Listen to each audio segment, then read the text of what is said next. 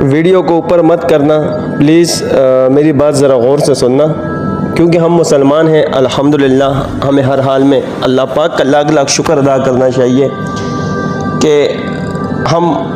حضرت محمد صلی اللہ علیہ وآلہ وسلم کے امتی ہیں۔ دیکھو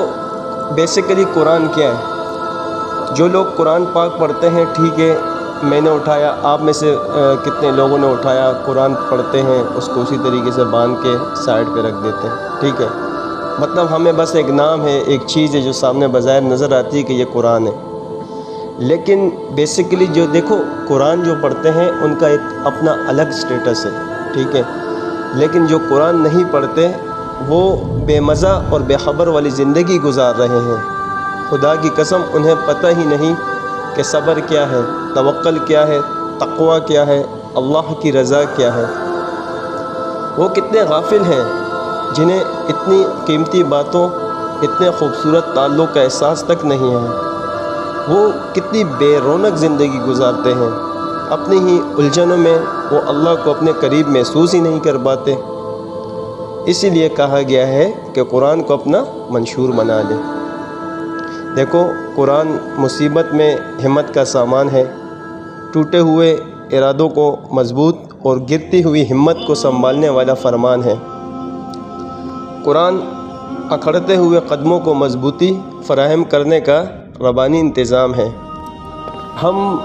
جب ہم پر کوئی چھوٹی سی آزمائش میں ہمیں اللہ پاک ڈالتا ہے، جب ہم پر کوئی مصیبت آتی ہے تو ہم کتنے پریشان ہو جاتے ہیں۔ ایک سے سہارا لینا، دوسرے سے سہارا لینا، ایک سے باتیں کرنا، دوسرے سے باتیں کرنا، مشورے لینا، ہم ان الجھنوں میں، ان ٹینشن پریشانیوں میں، ان باتوں میں اتنے ڈیپلی مطلب اتنی گہرائی میں چلے جاتے ہیں کہ ہمیں پھر جس پاک ذات، جس اللہ نے ہمیں پیدا کیا اس کی فکر ہی نہیں رہتی، ٹھیک ہے۔ اگر ہم یہی چیز اپنے ذہن میں بٹھا لیں، دیکھو ٹینشنز آنے پر ہم قرآن پاک اٹھاتے ہیں، وظائف کرتے ہیں، مطلب وظیفے پڑھتے ہیں، فلانا دعا اس کے لیے کام آتی ہے، فلانی دعا اس کے لیے کام آتی ہے، لیکن اگر ہم قرآن پاک کو اپنا منشور ہی بنا لیں، ٹھیک ہے، تو انشاءاللہ اللہ کے فضل و کرم سے ہماری زندگی بہت سکون والی گزرے گی۔ اس بات کو ذرا آزما لیجئے گا، کیونکہ ہم قرآن پاک کو بھول چکے ہیں۔ ہم نے قرآن پاک کو اٹھانا ختم کر دیا ہے۔ ہر گھر میں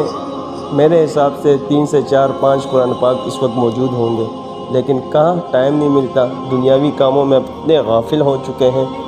دنیاوی کاموں میں اتنے ہم لوگ لت پڑ گئی ہمیں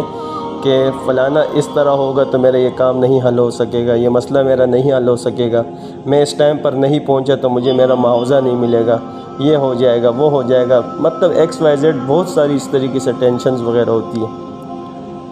تو میرے بھائیوں، میری بہنوں، جو کام آنے والی چیزیں تم اسے اپناؤ، اسے اپنا بنا لو،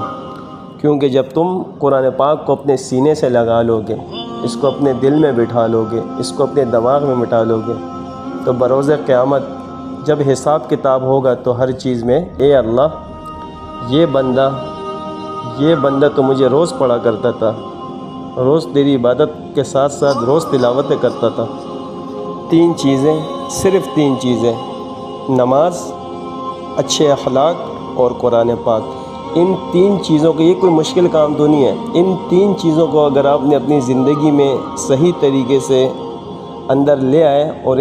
اس چیزوں کے اوپر آپ نے عمل شروع کر دیا، کیا چیز؟ نماز 5 وقت کی باجماعت، نماز پابندی سے، سیکنڈ اچھے اخلاق ہر انسان کے ساتھ، دوست یاروں کے ساتھ، رشتہ داروں کے ساتھ، مہمانوں کے ساتھ، مطلب ان کے ساتھ اچھا برتاؤ، اچھا اخلاق، اور